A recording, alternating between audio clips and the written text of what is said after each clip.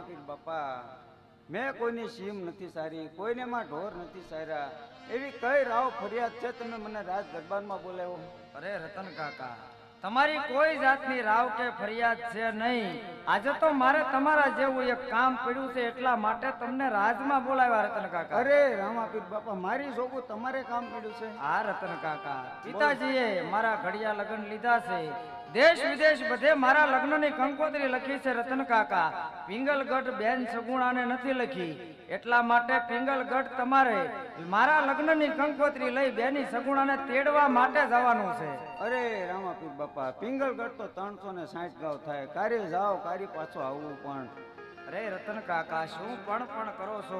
તમને તમારા રામ ઉપર ભરોસો નથી કાકા? અરે રામાપીર બાપા, ભરોસો તો પૂરેપૂરો છે મને. હા રતન કાકા, પેલા એ તો જો તમારી પાસે 60 કેટલી છે? 999. એમાં સારામાં સારી કઈ છે?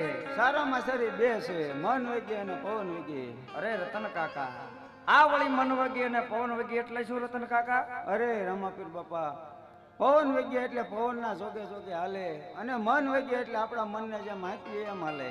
હા રતન કાકા, તો તમે તમારી મન વગી સાંજને શણગારતા આવો. બેની સગુણાને કંકોત્રી હું મારા હાથે લખું છું કાકા. બહુ સારું.